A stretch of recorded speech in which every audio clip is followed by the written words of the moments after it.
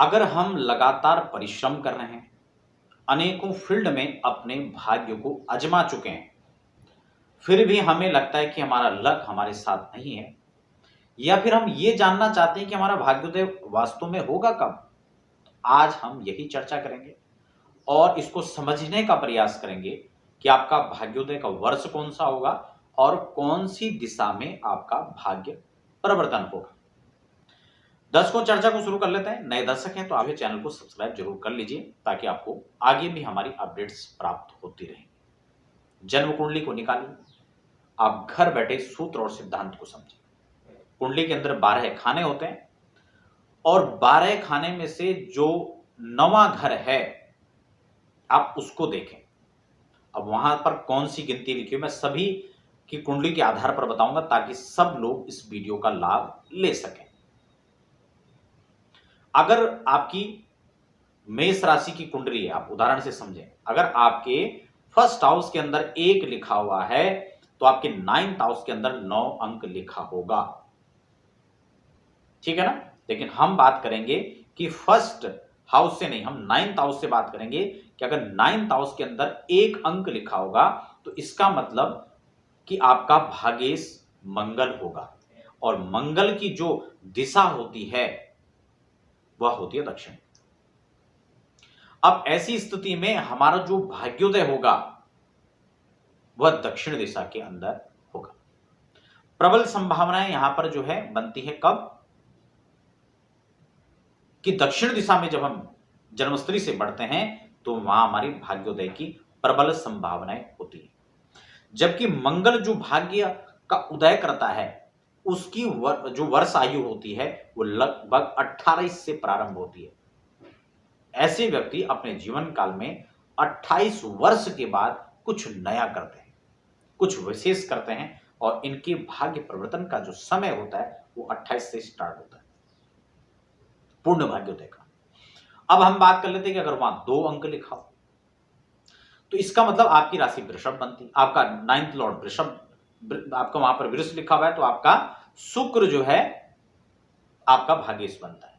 अब शुक्र की स्थिति को हम कुंडली में देख लेते हैं तो शुक्र का जो दिशा रहेगी, यानी जो आपका जन्म स्थान है वहां से हम शुक्र की दिशा में निकलते हैं तो वो दिशा होती है आपकी आग्नेय दिशा, यानी पूर्व और दक्षिण के बीच का जो हिस्सा होगा वह आग्नेय कोण होगा और उस दिशा में आपके भाग्य को पूर्ण बल मिलेगा। वहीं हम अगर बात करें कि कौन से वर्ष में जाकर भाग्योदय होगा तो भाग्योदय के लिए जो स्टार्टिंग वर्ष होगा वो 25 होगा। 25 वर्ष से भाग्योदय होना प्रारंभ होगा और आपको सफलताओं का संयोग बनेगा।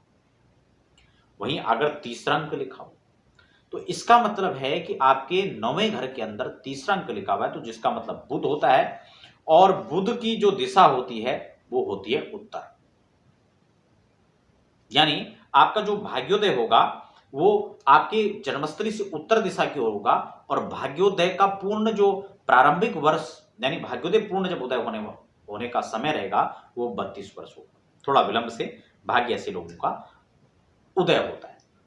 अगर आपकी भाग्य के अंदर जो अंक लिखा हुआ है यानी 9वें घर के अंदर जो राशि अंक वहां पर आ रहा है वो अगर 4 आ रहा है तो इसका मतलब चंद्रमा है और चंद्रमा अगर आपका भाग्येश बनता है तो आपका भाग्योदय वायव्य कोण या पश्चिम कोण के अंदर यानी पश्चिम दिशा या वायव्य दिशा यानी पश्चिम और उत्तर या फिर पश्चिम के अंदर आपके भाग्योदय की प्रबल संभावनाएं बनती हैं। और जबकि चंद्रमा अगर आपका भाग्येश बनता है, 9th लॉर्ड बनता है तो 24वें वर्ष से आपका भाग्य पूर्ण रूप से आपका साथ देगा। वहीं 5वीं राशि यानी सिंह राशि आपके भाग्य स्थान के मालिक बनती है तो आपका भाग्य सूर्य होता है और पूर्व दिशा के अंदर ऐसे लोगों को अधिकतम सफलताएं मिलती हैं, या ईशान दिशा में आपके मिलेगा या फिर आग्नेय दिशा में जाकर ऐसे लोगों को पूर्ण सफलताएं मिलती हैं। और जबकि इसके लिए भाग्योदय का स्टार्टिंग जो पॉइंट होता है वो 22 वर्ष होता है। 22वें वर्ष से ऐसे लोगों को सफलताएं मिलनी शुरू होती है। छठी राशि वहां पर है यानी कन्या राशि अगर वहां पर होती है तो बुध उसके लॉर्ड होते हैं और बुध अगर होते हैं तो बुध के लिए आपको ईशान या उत्तर दिशा इसके लिए जो है श्रेष्ठ मानी जाती है और भाग्योदय का वर्ष इसका 32 होता है। अगर यहां पर 6 के बाद 7वीं राशि होती है यानी शुक्र होता है, तो शुक्र के लिए यह आग्नेय दिशा हो जाती है या फिर 25वें वर्ष से भाग्योदय का प्रबल संभावना का योग बनता है। 7वीं राशि। अब हम 8वीं की बात करें, यानी वहां पर 8वां अंक आ रहा है आपके 9th लॉर्ड में, 9th में, तो उसके लॉर्ड बनते हैं मंगल। और मंगल अगर इस सिचुएशन में आते हैं और आपके भाग्य के स्वामी मंगल होते हैं, तो दक्षिण दिशा के अंदर आपके भाग्योदय होने की प्रबल संभावनाएं बढ़ती हैं। या फिर आग्नेय कोण में, आग्नेय दिशा में जाकर के आपके भाग्य को प्रबल होने की संभावनाएं बढ़ती हैं, वहां आपकी भाग्योदय के चांसेस होते हैं।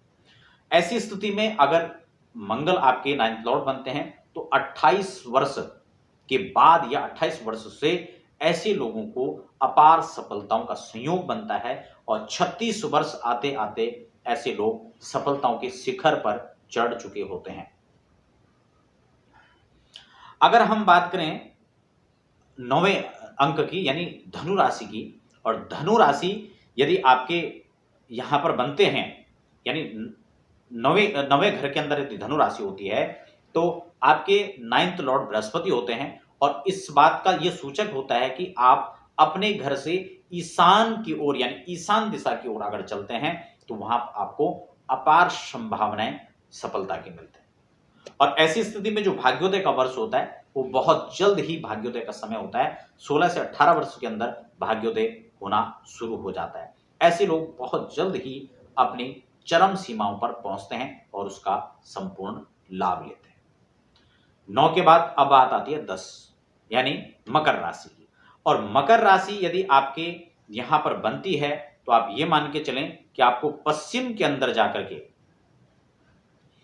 पश्चिम दिशा में आपकी जन्मस्थली से जाकर के आपको अच्छे अपार संभावनाएं यहां पर सफलता की बनती हैं। लेकिन एक बात है, जिन लोगों के इस प्रकार की कुंडली में सिचुएशन बनती है, वैसे तो भाग्योदय का अलग अलग और भी पैमाना यहां पर हो सकता है, लेकिन ऐसे लोगों को थोड़ा सफलता विलंब से मिलती है और वह सफलता का वर्ष 36 लगभग बन सकता है।